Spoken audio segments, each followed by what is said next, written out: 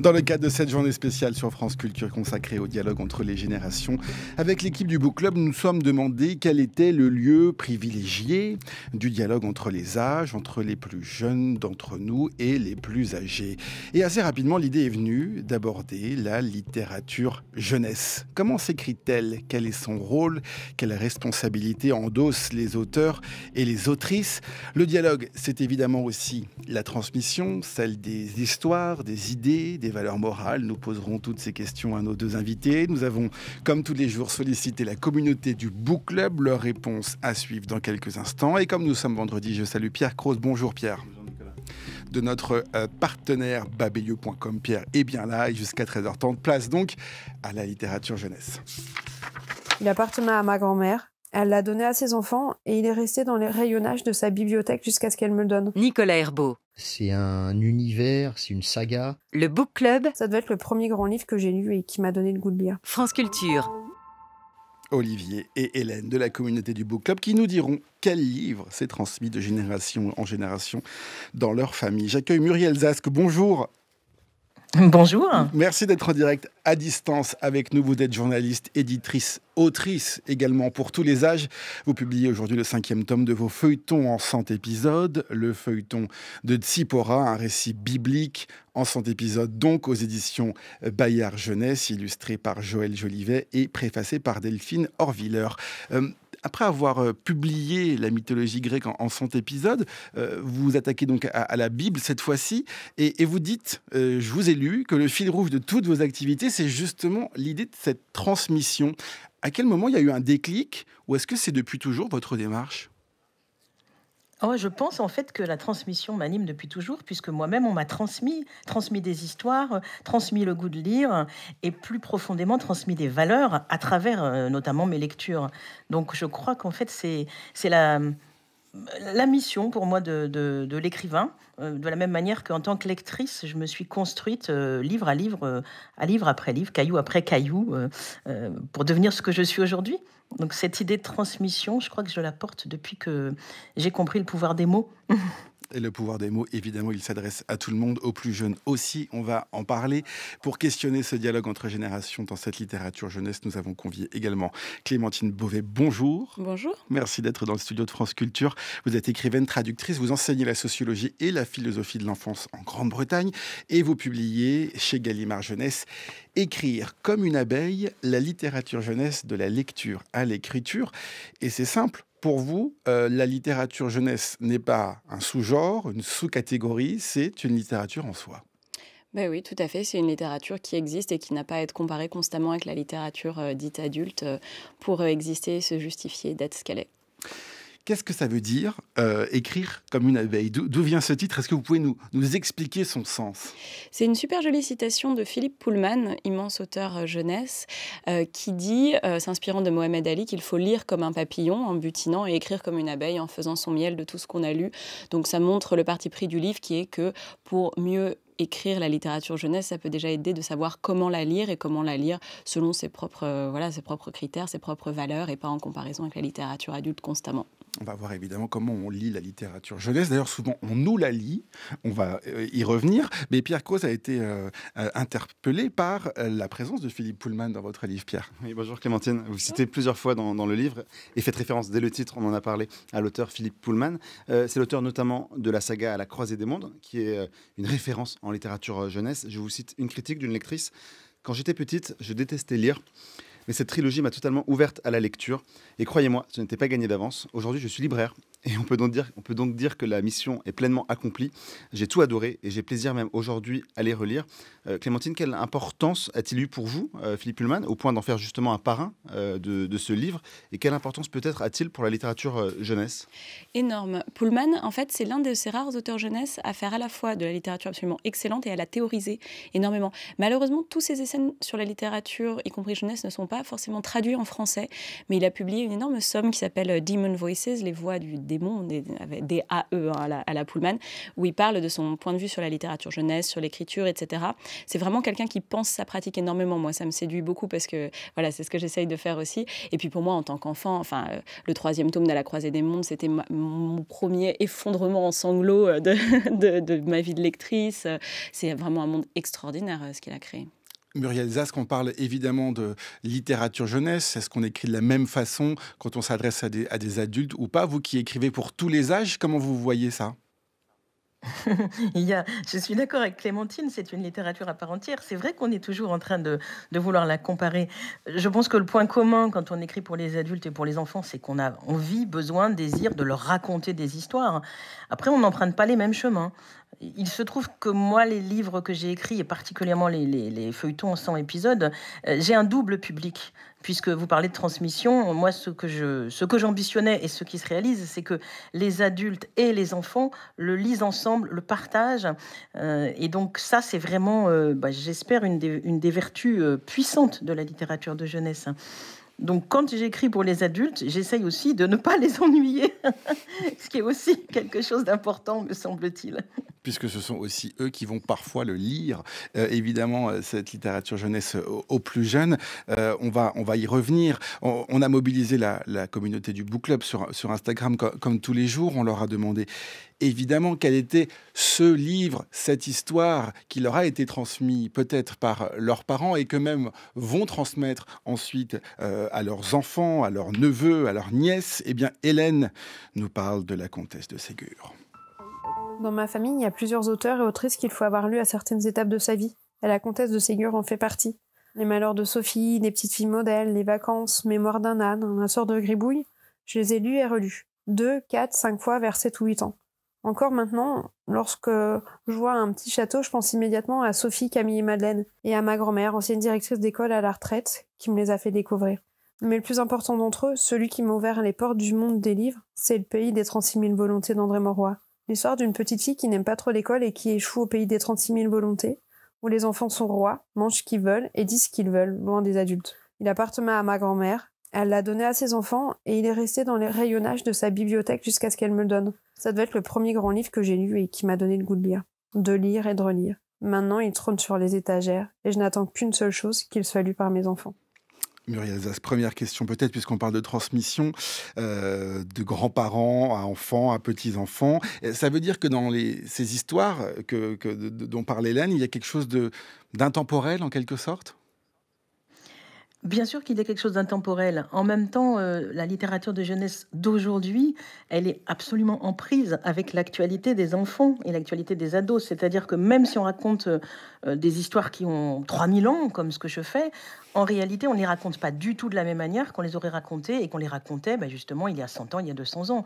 C'est-à-dire qu'on est avec quelque chose d'intemporel sur le fond, parce que ce sont des histoires puissantes. Si on se les raconte encore aujourd'hui, c'est qu'elles nous parlent de nous, mais de nous aujourd'hui. Clémentine Beauvais, je vous ai vu réagir pendant qu'Hélène parlait de ses livres fétiches. Le pays des 36 000 volontés d'André Mauroy.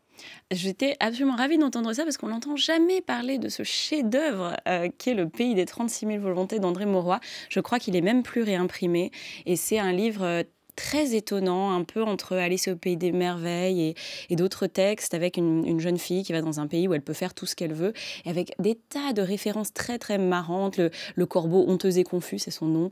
Les deux pigeons qui s'aiment d'amour tendre, la Madame d'amour tendre qui va découper dans le ciel des robes. C'est d'une féerie absolue ce livre. Donc merci Hélène. Qu'est-ce qui, justement, si on prend par exemple ce livre en exemple, quelles sont les caractéristiques d'un livre jeunesse? Vous en parlez dans votre manuel, comment vous en parlez de votre livre Écrire comme une abeille? C'est entre le manuel et l'essai sur la littérature jeunesse. Pour donner envie aux gens, évidemment, d'écrire, de s'emparer de cette littérature. Et de savoir la lire, Et de savoir la lire. Alors justement, si on prend cet exemple du pays des 36 000 volontés, quelles sont les caractéristiques qui reviennent? Vous dites d'abord, il y a la simplicité de la littérature jeunesse. Oui, la simplicité qui n'est pas du tout à prendre au sens péjoratif, mais plutôt au sens de quelque chose de profondément fondamental, qui va vers ce qui est fondamental et qui peut parler de choses extrêmement complexes, parce que par exemple, la tristesse, la colère, l'amour, c'est très complexe, mais de manière manière accessible par des enfants extrêmement petits et qui ont toute la connaissance possible de ces émotions-là. Un enfant sait très bien ce que c'est que l'amour, que la tristesse, que la colère. Il n'y a pas besoin de le dire de manière compliquée pour y accéder, mais c'est tout un art de trouver comment le dire de manière simple. Oui, c'est ça. Vous faites la différence entre la complexité et le fait que ce soit compliqué. Oui, parce qu'évidemment, il y a plein de livres qui sont compliqués et simplistes. Ça s'oppose pas du tout. Mais par contre, pour aspirer à être complexe et simple, ça, c'est beaucoup plus difficile.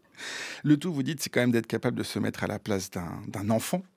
Alors moi, je nuancerais énormément ça en réalité. Je ne pense pas qu'il faut se mettre à la place d'un enfant. Je pense que de toute façon, c'est un peu inutile comme entreprise parce qu'on ne peut pas, par définition. Mais plutôt de mobiliser des choses à travers son point de vue d'adulte qui donne, par la composition artistique, par cette espèce d'artificialité qu'on appelle la littérature, qui donne accès à un sentiment d'enfance et ou un sentiment d'adolescence. Ça dépend ce qu'on cherche à faire.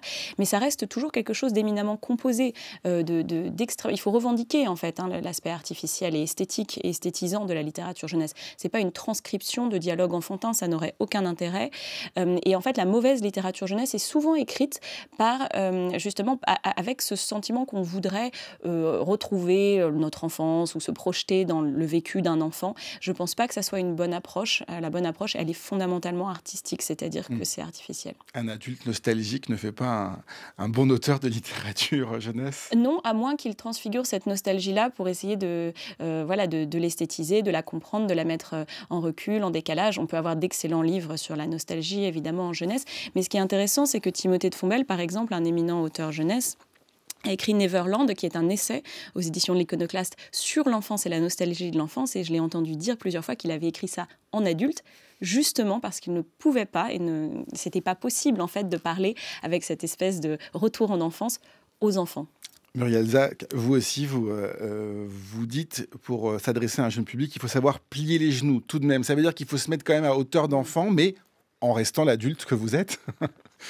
Ah oui, surtout, moi je n'écris pas pour l'enfant que j'ai été, pas plus que je n'écris d'ailleurs pour mes enfants, mais vraiment, je crois que quand même il faut savoir se mettre à hauteur, mais comme vient de le dire Clémentine, se mettre à hauteur, ça ne veut pas dire baisser le niveau de quoi d'ailleurs, bien au contraire, ça veut surtout dire, à mes yeux profondément, faire confiance aux enfants, faire confiance à leur capacité de ressentir justement, quand c'est vraiment quelque chose d'artistique et littéraire, ce dont on leur parle, c'est-à-dire moi j'ai très fréquemment depuis toutes ces longues années où les feuilletons sont publiés, rencontrer des enfants, par exemple de maternelle, de grandes sections de maternelle, avec lesquelles s'engage une discussion sur la vie, la mort, le bien, le mal et toutes ces choses que les histoires brassent, parce que on peut tabler sur le fait qu'ils vont ressentir ce dont on leur parle. Est-ce qu'Orphée a eu raison de se retourner, de ne pas faire confiance à Hadès, et du coup il a perdu Eurydice? Mais ça, on n'a pas besoin d'avoir...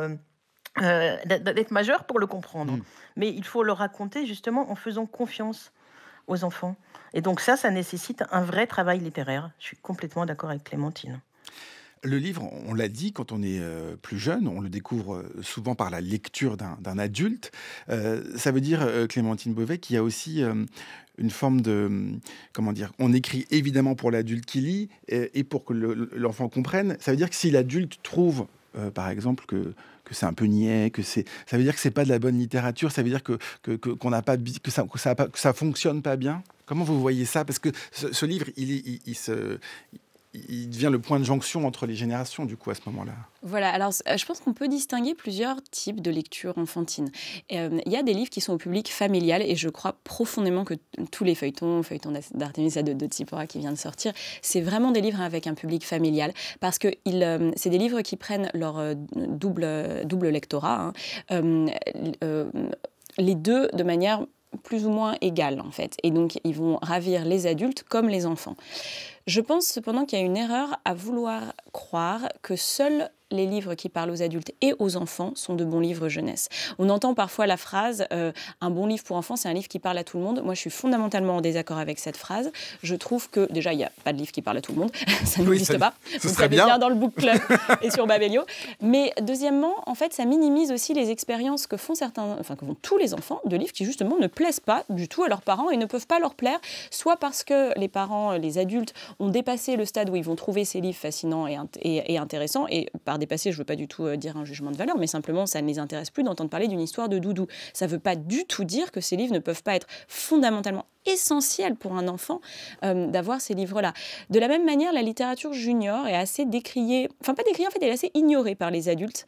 Qu'est-ce qu'on appelle littérature junior par rapport... Grosso modo, des premières lectures jusqu'au collège. Donc, avec moins d'images et plus de textes. Un petit peu plus de textes, mais toujours quand même des images. En fait, à part certaines personnes comme Roald Dahl, etc., qui écrivent de la littérature junior, qui est aussi lue par les adultes, c'est un immense continent de la littérature jeunesse qui est énormément lu, relu et re-relu par les enfants, qui construit leur apprentissage de la lecture, de l'histoire, etc.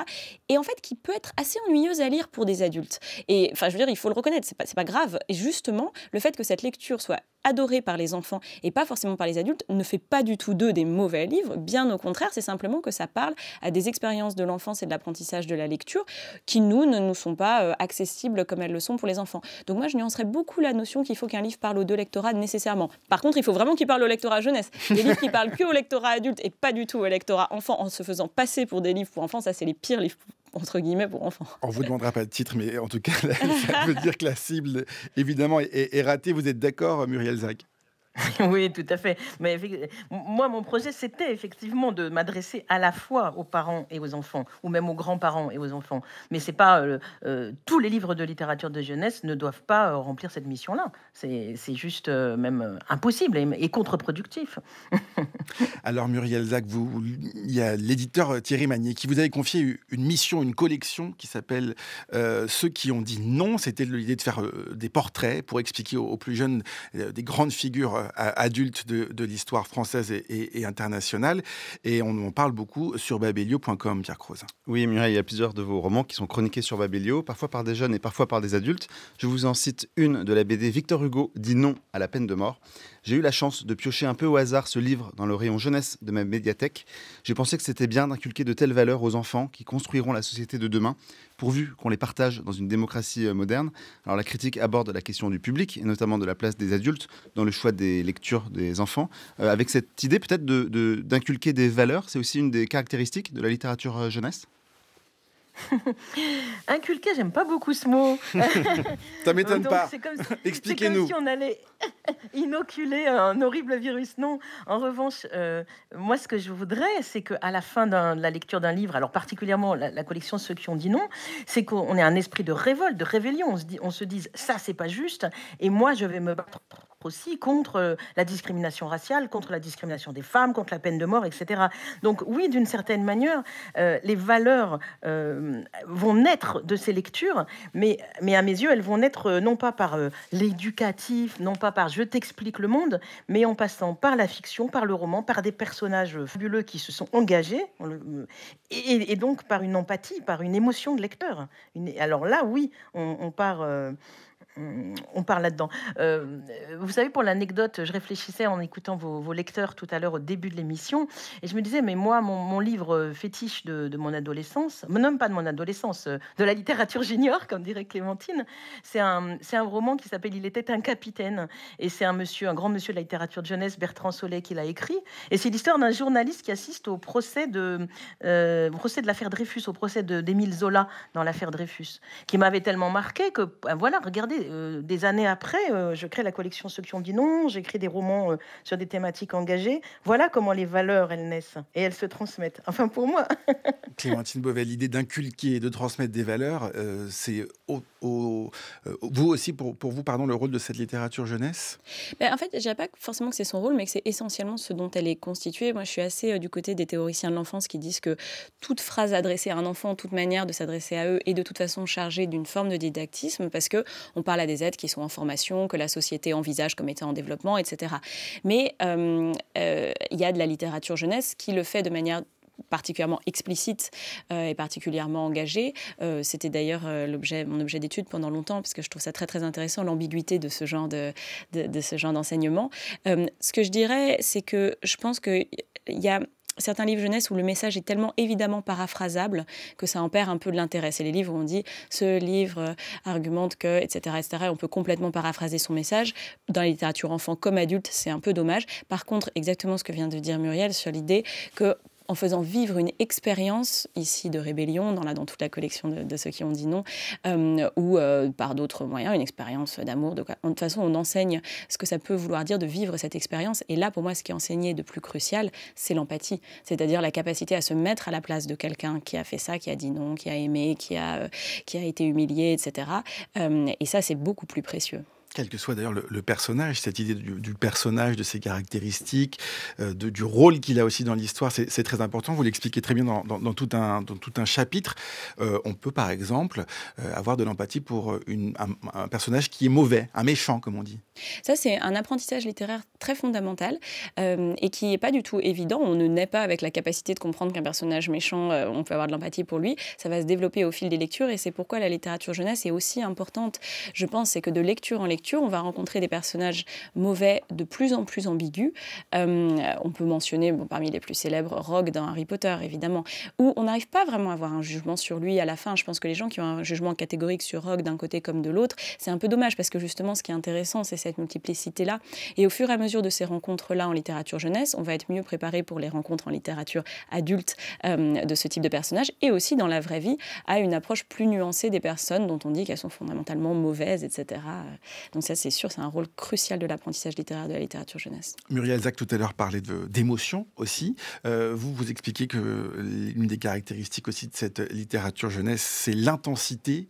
Qu'est-ce que ça veut dire ? Ça veut dire qu'on expérimente des choses aussi dans cette littérature ?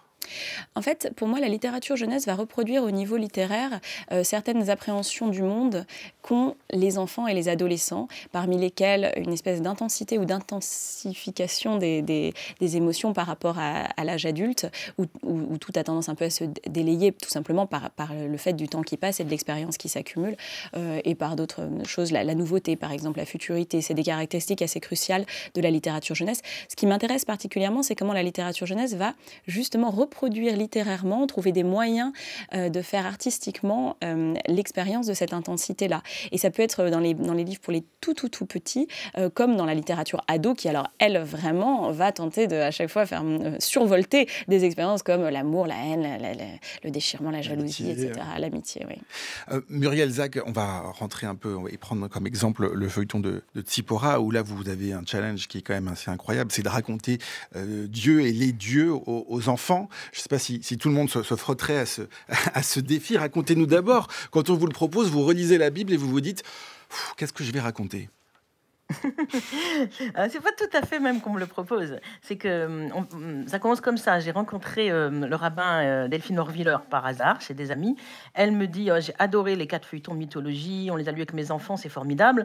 Et maintenant, pourquoi vous faites pas la même chose avec la Bible? Donc c'était presque une sorte de, non pas de mise au défi, mais un peu chiche. Et moi, effectivement, je lui ai dit mais qu'est-ce que je vais aller faire avec la Bible? En plus, moi, je ne suis pas croyante, moi, je suis militante de la laïcité. Qu'est-ce que vous voulez que je fasse avec ça? Et elle me dit, mais c'est un texte qui mérite que vous penchiez dessus. Donc effectivement, je me suis penchée sur ce texte, et là, je découvre encore plus de violence que dans les mythes grecs, encore plus d'histoires tordues et compliquées que dans les mythes grecs, et pourtant, il faut se lever tôt pour en trouver des plus compliqués.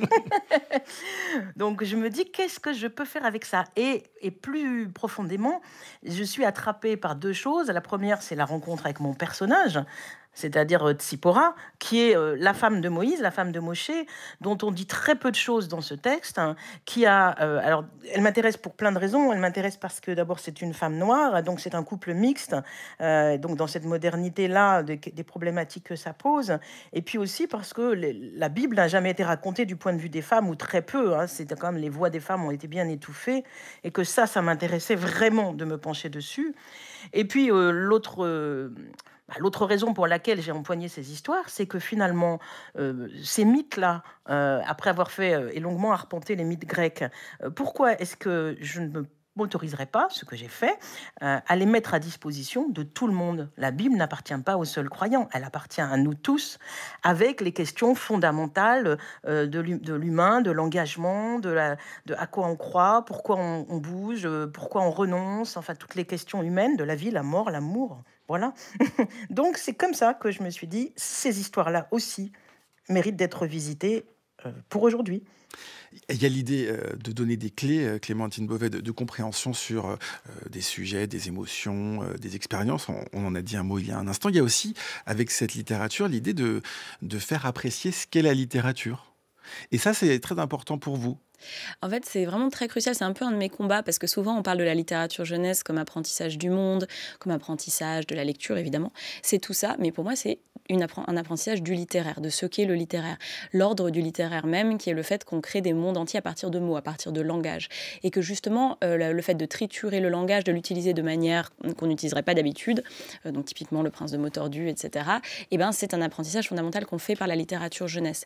Et je pense que c'est particulièrement crucial à un moment comme aujourd'hui, où on serait tenté de se dire, déjà on croit que les jeunes ne lisent plus, ce qui n'est pas forcément vrai, mais on serait tenté de se dire que la rivalité des séries, des écrans, etc., doit pousser à une littérature jeunesse de plus en plus transparente stylistiquement, qui justement fait si peu de cas de sa langue, parce qu'elle veut immédiatement faire entrer dans des histoires et ça. Pour moi, il faut avoir le réflexe exactement inverse, qui vise à se dire comment est-ce qu'on va cultiver un plaisir de la littérature, par la littérature jeunesse, qui justement fasse aimer cette ultra-composition du langage qu'on appelle la littérature et tous les effets qui vont avec, effets rhétoriques, effets stylistiques, etc. Comment on cultive ça chez l'enfant pour que la comparaison et la rivalité avec d'autres médias n'aient tout simplement plus lieu d'être. Alors c'est très ambitieux, mais je pense que maintenant on est à un point où il faut absolument se poser cette question-là. Vous êtes d'accord, Muriel Zac, qu'il y a une magie dans la littérature qui dépasse la magie des écrans ? On n'est pas concurrent avec les écrans. Ouais. On n'est pas concurrent parce que ce qui se passe avec un bon livre de littérature de jeunesse, on ne va pas l'éprouver. Le lecteur ne va pas l'éprouver en regardant les autres écrans ou les écrans qu'on va lui proposer. Il y a se mettre à la place de quelqu'un, il y a cette émotion esthétique et cette émotion tout court de suivre des personnages avec cette langue. Moi, je suis très frappée, par exemple, que mes lecteurs, même les plus jeunes, quand on leur demande avec les feuilletons déjà parus, quel est leur passage préféré, ils ne me citent pas celui, ni le plus connu, ni avec le plus d'aventure, mais très souvent, ce sont les passages poétiques, figurez-vous, et des passages de description presque poétiques, voilà, même pour les plus jeunes. Et là, par exemple, les premiers lecteurs du feuilleton de Tsipora adorent le fait que Moïse, bien qu'il soit bègue au début, retrouve le chemin des mots par l'amour de Tsipora, et c'est un poète. Parce que oui, Moïse était un poète, enfin je suis bien convaincue. Et vous voyez, c'est des choses... on n'est pas concurrent avec les images. Vous avez ces mêmes histoires, elles ont été racontées par Hollywood et Cécile B2000, mais vous voyez que je ne les raconte pas de la même manière et que l'expérience, je pense, des lecteurs du feuilleton de Tsipora n'aura rien à voir avec ce qu'ils pourront, en regardant sur leur écran, même une série moderne qui va leur mettre en scène les 10 commandements ou je ne sais pas, moi, la traversée de la mer Rouge. Ou par exemple, et là vous me tendez une perche, donc je la saisis, les aventures d'un reporter porté évidemment au grand écran, à la télévision, et qu'a lu Olivier et qu'il relit et relit. La lecture des Tintins a traversé des âges et des générations chez nous. Tintin, c'est un mythe, c'est un univers, c'est une saga qui convient à tous les âges de 7 à 77 ans. Tintin, c'est une palette de personnages tous aussi divers et variés que la Castafiore, le professeur Tournesol, Rastapopoulos, Séraphin Lampion, évidemment Dupont et Dupont et leur fameux... Je dirais même plus. Le capitaine Haddock. 1000 milliards de mille sabords. Les Tintins ont été écrits comme des livres, comme des romans, avec des intrigues. Là-dessus, il ramassa son verre et le vida d'un trait. Comme ça. Assez, capitaine. Vous avez assez bu. Continuez plutôt votre histoire. Oui. Il y a toujours eu de la recherche et c'est ce qui, je pense, continue de fasciner et d'être autant aimé. S'il y avait un épisode qui m'a marqué, mais bien que je les ai tous aimés, je dirais peut-être Le secret de la licorne, où le capitaine Haddock, avec sa tenue mauve, à l'époque aurait pu un peu choquer et abîmer une virilité, et qui maintenant, évidemment, serait tout à fait normal. Ouah! Justice est faite!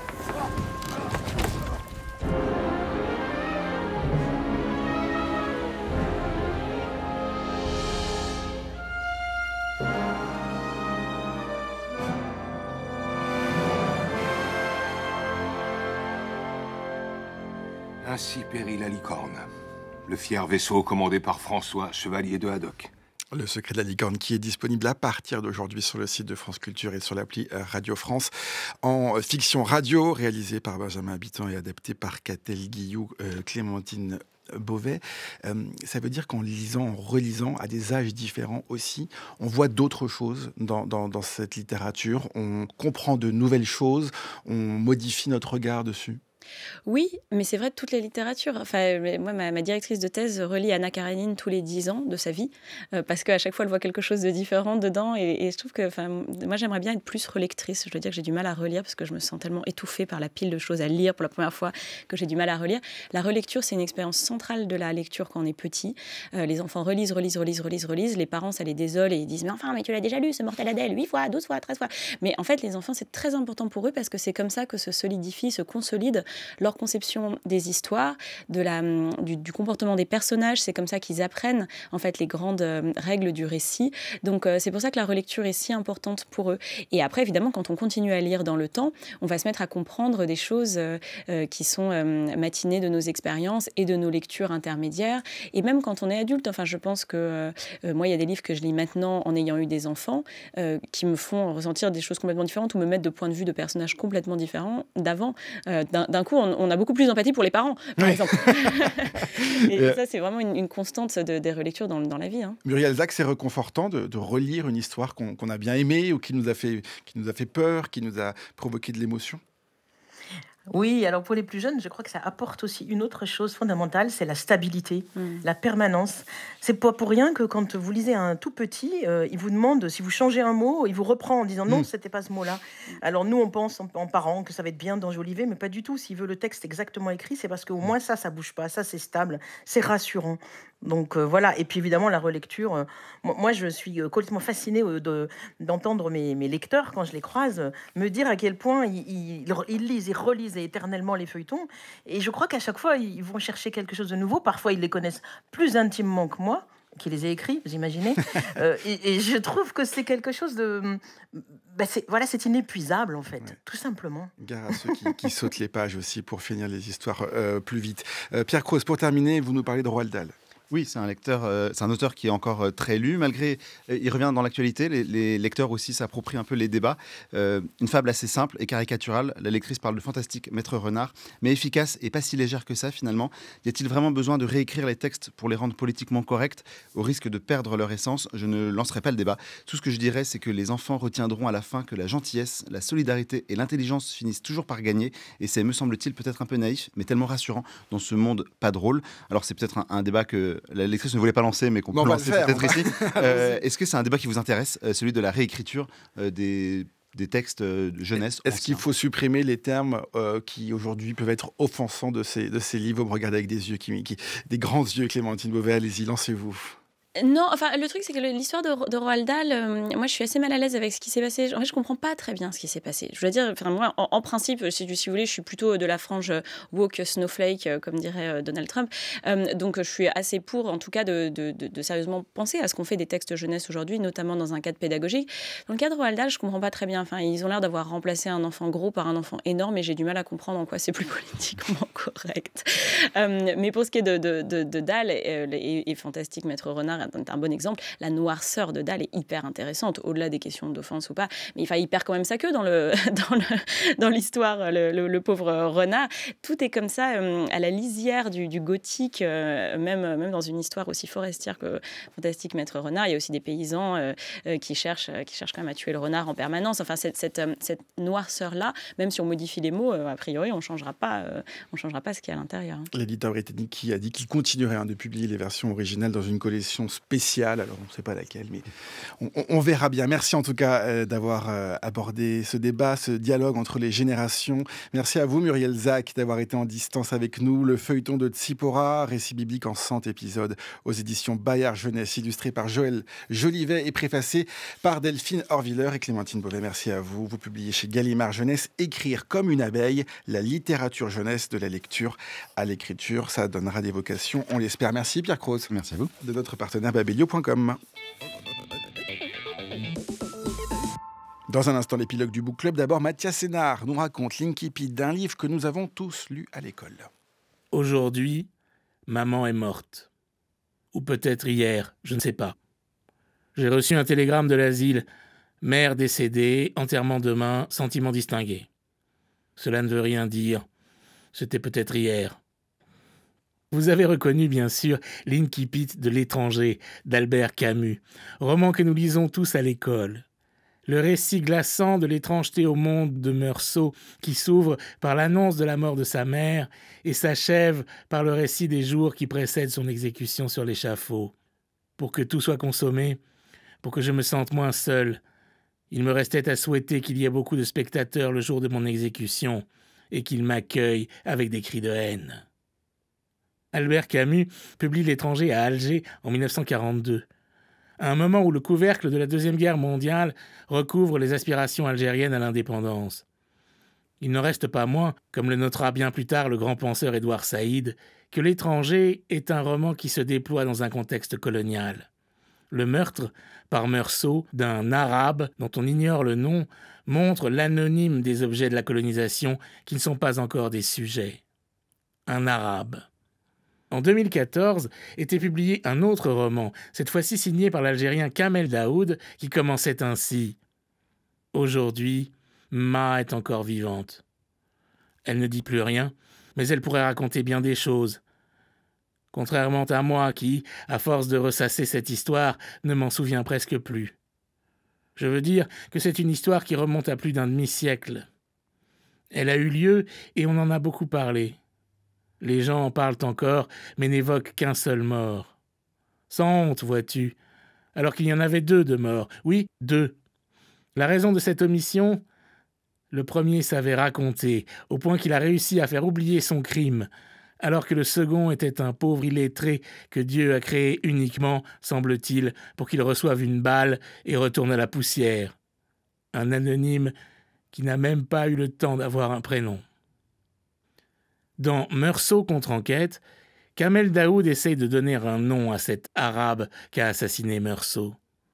Le roman élargit le contexte, fouille dans la relation coloniale. La vraie question que pose le texte est brûlante. Peut-on réparer la colonisation ? Peut-on redonner un nom à celui qui n'en a pas eu ? Et surtout, cela a-t-il un sens de le faire ?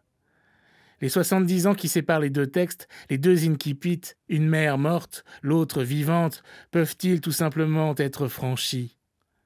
Comme le soleil empêche Meursault de voir réellement sa victime, qu'est-ce qui nous aveugle aujourd'hui au point de ne pouvoir vraiment regarder en arrière ?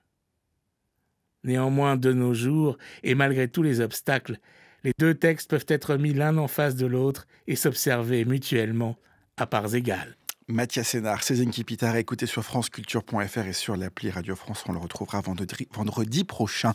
Toute la semaine, le Book Club est préparé par Oriane Delacroix, Zora Vignier, Jeanne Grappard, Didier Pinault et Alexandre Alaibegovic. Merci à toute l'équipe. C'est Thomas Beau qui réalise cette émission et la prise de son ce midi. Florent Bujon, on termine, comme tous les jours, avec l'épilogue. Allô les jeunes ? On est avec quelque chose d'intemporel parce que ce sont des histoires puissantes. Si on se les raconte encore aujourd'hui, c'est qu'elles nous parlent de nous, mais de nous aujourd'hui. Et qui peut parler de choses extrêmement complexes parce que par exemple la tristesse, la colère, l'amour, c'est très complexe, mais de manière accessible par des enfants extrêmement petits. Parce qu'on peut tabler sur le fait qu'ils vont ressentir ce dont on leur parle. Est-ce qu'Orphée a eu raison de se retourner, de ne pas faire confiance à Hadès ? Et du coup, il a perdu Eurydice. Mais ça, on n'a pas besoin d'être majeur pour le comprendre. Et maintenant, pourquoi vous ne faites pas la même chose avec la Bible ? A priori, on ne changera pas ce qu'il y a à l'intérieur. Je dirais même plus. France Culture, l'esprit d'ouverture.